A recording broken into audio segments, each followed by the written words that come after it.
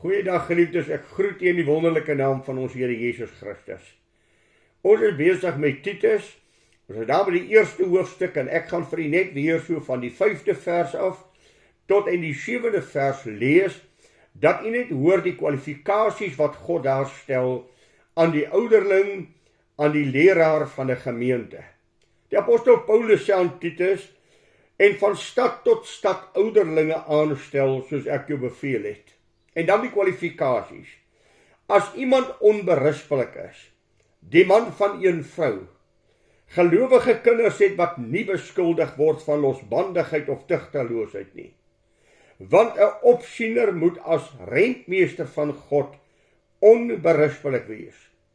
Nie eiesinnig, nie oplopend, geen drinker, geen vegter, geen vuilgewin soeker nie. Ek het vir u gesê, geliefdes, dat hierdie is 'n geweldige belangrike roeping. Dis God wat 'n mens roep om in sy diens te gaan staan. Dis God wat jou roep om sy kudde te versorg en sy kudde in die weë van die Here te lei. Daarom behoort die ouderling ten alle tye te kan sê, soos die apostel Paulus sê in 1 Korintiërs 11 vers 1, wees my navolger, soos ek dit ook van Christus is. Hy herhaal dit aan die Filippense, in die 4de hoofstuk vers 17, en dan voeg hy by, soos julle ons as voorbeelde het. Ook Petrus, as hy daaroor praat, sê, die opsiener moet 'n voorbeeld wees vir die kinders van die Here. Hy moet nie diktator wees nie, hy moet hulle lei in die weë van die Here, en hy moet hulle onderrig aangaande dit wat God vir hom sê. Daarom is dit van kardinale belang dat die leraar of die ouderlings wat hier aangespreek word, duidelik by God sal hoor wat wil God vir sy kindertjies sê en hulle in die weë van die Here lei. Daarom hierdie woord onberispelik. Dit beteken dat daar nie 'n vinger na jou gewys kan word, dat jy tot struikeling kan wees in enige opsig vir die kudde van die Here nie. Dat daar nie negatiewe dinge in jou lewe sal wees, wat kinders van die Here sal seermaak, en ook kinders van die Here se lewens sal benadeel, deurdat hulle jou sien wat verkeerde dinge doen nie. Onthou asseblief as ouderling, jy word nagevolg. Jy's onder die skerp oë van mense wat kyk. Ek gelief dat daar is mense wat self soek om foute by jou te kry. Daarom moet ek en u so nougeset en toegewyd aan die Here lewe. Maar laat my ook toe om vir u te sê, nie alleen vir die ouderling nie, maar ook net vir u as medegelowige, as kinders van die Here, geld hierdie woord ook. Jy moet ook onberispelik wees. Jy moet ook nie tot struikeling wil wees vir ander kindertjies van die Here nie. Ek dink dat Psalm 69 vers 7, wat sê, Here, dat die wat u verwag, deur my nie teleurgesteld word nie. Laat die wat u soek, deur my nie in die skande kom nie. Dat ek 'n voorbeeld sal wees vir medegelowiges om na te volg. Hy gebruik dan ook die woord wat ons vir mekaar gesê het, as rentmeester. Elkeen van ons gaan voor die Here verantwoording doen, aangaande die wyse wat ons geleef het, ons invloed wat ons op mense om ons gehad het. Kom ons begin by die kleinste daarvan, by jou huisgesin. Jou kinders, as hulle na jou kyk, aanskou hulle 'n man van God. As hulle na jou kyk, aanskou hulle 'n vrou van God. Kan hulle werklik sê, ons het die voorbeeld van die Christelike lewe, soos ons dit in ma en pa se lewe sien. Dis die kleinste gemeente op aarde, waar die Here jou as hoof van die huis aangestel het, om jou gesin na God toe te lei. Gaan gerus na die Ou Testament toe, daar in Deuteronomium 6, as hy met die manne praat en sê, dit wat ek aan jou gegee het, moet jy aan jou kinders gee. Jy moet hulle dit inskerp. Jy moet hulle leer om in die weë van die Here te wandel. En dan sê hy, hierdie Christelike verhouding wat jy met God het, moet in jou hande, in jou denke, in jou handelswyse gesien kan word, sodat jou kinders ook 'n begeerte sal hê om God te dien, omdat dit wat hulle van jou belewe mooi is. Daar is niks so negatief as iemand wat preek en nie lewe nie. Daarom hierdie woorde onberispelik as rentmeester van God. Vir die ouderling ja, maar ook vir jou, dat jou kinders die Here kan navolg. Ag geliefde, ek dink aan 'n jong man met wie ek praat, aangaande sy verhouding met die Here, En sy pa is 'n raadslid in 'n gemeente. En ek sê vir hom, wanneer ou Piet gaan jy jou lewe met God regmaak? Jy weet mos. Sy antwoord was eenvoudig, Here, ag dominee, jy ken my pa by die kerk. By die kerk is hy 'n engel, hy kan so mooi praat, hy kan so mooi bid. By die huis is hy 'n duiwel. Wat 'n geweldige aanklag teen 'n ouer, wat 'n geweldige aanklag sal dit teen 'n leraar wees. As mense teen jou moet getuig dat jy nie vir hulle 'n voorbeeld gestel het nie. Nou kom ons gaan aan. Die volgende een wat hy hier sê, is nie eiesinnig wees nie. Hier is 'n geweldige groot woord. Dit beteken dat die ouderling nie koppig sal wees nie. Dat die ouderling nie eiewys sal wees nie. Dat die ouderling nie die een sal wees wat altyd reg is en my woord tel nie. Geweldige ding, geliefde. As ek en jy 'n voorbeeld wil wees vir die kudde van die Here, moet ons iemand wees by wie die kudde van die Here maklik kan meng, na wie hulle kan opsien. Weer eens sê ek vir u, nie eiesinnig nie. 'n Eiesinnige mens is 'n lelike mens. 'n Eiesinnige mens is iemand met wie jy nie kan kommunikeer nie, want hy's altyd reg. Hy gee nie toe dat hy ook foute maak nie. Hy laat ook nie met hom redeneer of met hom laat verskil nie. Dan kan hy partykeer selfs bitsig wees en ongeskik wees as mense met hom sal verskil. Nee, hy moenie 'n eiesinnige mens wees nie. Ek dink aan 'n program op die TV en ek gaan nie noem watter een is nie, waar 'n sekere man hierdie woorde maak en my beslissing is finaal.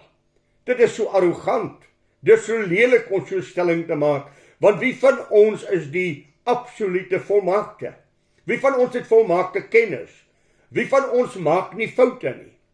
Wanneer ek eiesinnig is, dan luister ek nie na ander mense nie, dan ignoreer ek die opinie van ander mense en maak ek dit vir mense moeilik om met my te praat. Dan geld my woord en dit wat ek sê alleen. Daarom, geliefde, moet ek en u daaroor waak, dat ons mense na die Here toe trek en nie mense wegstoot nie. Ek moet toeganklik wees vir my gemeentelede. Ek moet toeganklik wees vir medegelowiges.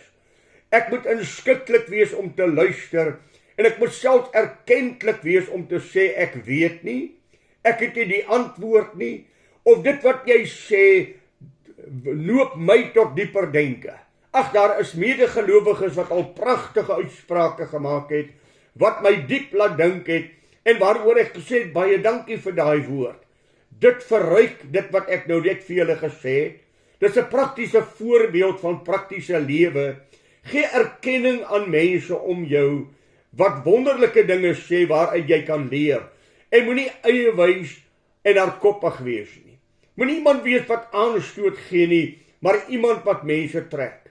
Daarom moet jy waak daarteen, dat jy altyd die een is wie die laaste woord moet hê, die een wie se bevel nagekom moet word, die een wat geld wat ek sê. Dis 'n aanmatigende persoon, dis 'n verwaande persoon, en is 'n persoon wat vol is van homself. Dit moet in 'n ouderling se lewe nie so wees nie. Jy moet iemand wees met wie mense kan kom praat. Jy moet iemand wees met wie mense kan kom gesels, en wat met jou kan verskil, en jy moet kan luister na hulle, en hulle dan te begelei. Nie vir hulle klop reëls en regulasies te gee nie, maar hulle te begelei uit hulle pyn en seer, en saam met hulle kan gesels. Wanneer jy 'n tipe van 'n onbeskofte leraar het, 'n leraar wat vol is van homself, dan neem jy die vrymoedigheid van mense weg om met jou te praat, terwyl jy hulle moet lei, terwyl jy hulle herder moet wees, wat hulle na die weë van die Here moet lei. Hierdie eiesinnigheid is baie nou verbonde ook aan hoogmoed. Ek moet altyd, is ek reg. Ek erken nie ek is 'n fout nie.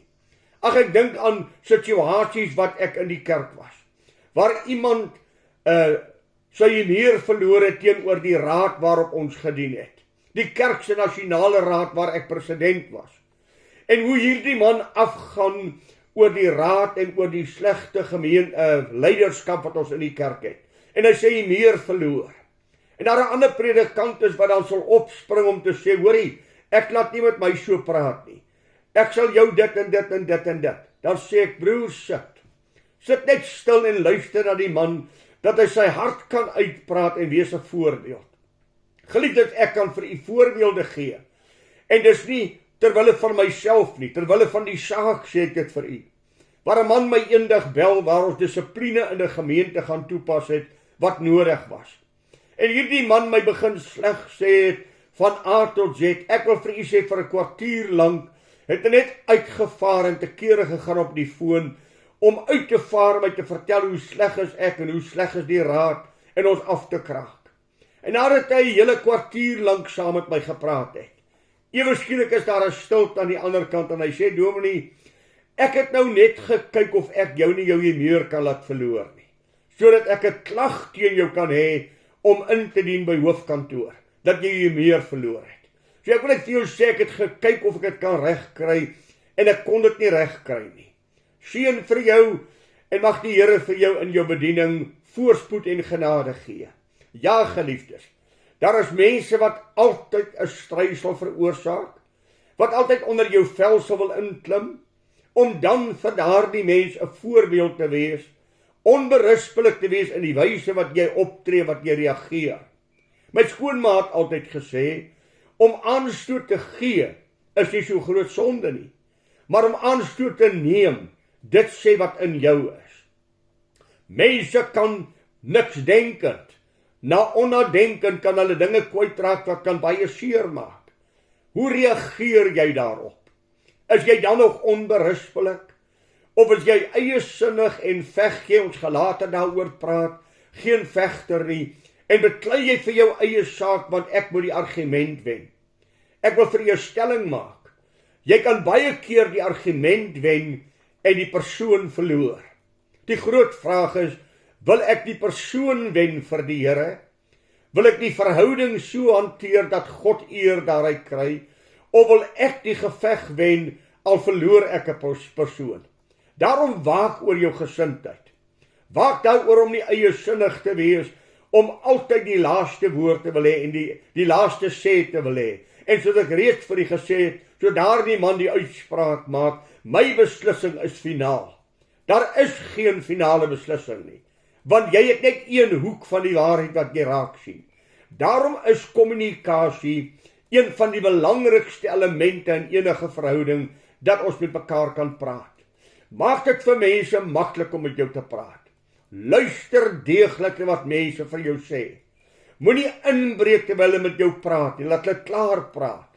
En dan praat jy sin en werklikheid en kosbarehede terug tot hulle en jy lei hulle in die woord van die Here.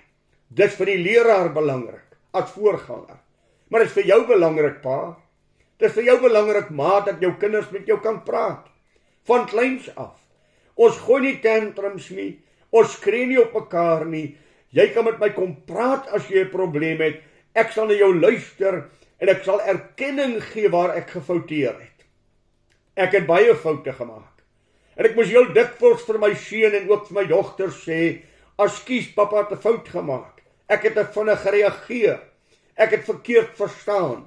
Ek was onder 'n man wanindruk gewees. Ek is jammer dat ek julle seer gemaak het."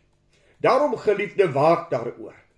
As ouderling van God, as gemeentelid, as vader en moeder in 'n huis, onberispelik as rentmeesters van God, nie eiesinnig nie, nie my wil nie, nie my wil op hulle af te druk nie, maar 'n diensknegt te wees van God se gemeente en 'n diensknegt van my gesin, dat ek hulle sal lei in die weë van die Here. Ek gaan nou nie hier volgende week met u praat nie. Volgende week vat ek net so 1 weekie bietjie af saam met die familie met die vakansie, maar daarna sal ek terug wees om weer vir u te bedien. So volgende week gaan u nou nie van my uitsending ontvang nie. Dis net bloot omdat ek die week saam met die familie wegbreek. Mag die Here vir u ryklik seën en mag die Here vir u besondere genade gee, ook in u verhouding met mense en in u wandeling met God. Groot seën vir u en die liefde van die Here vir u. Goeiedag, geliefde.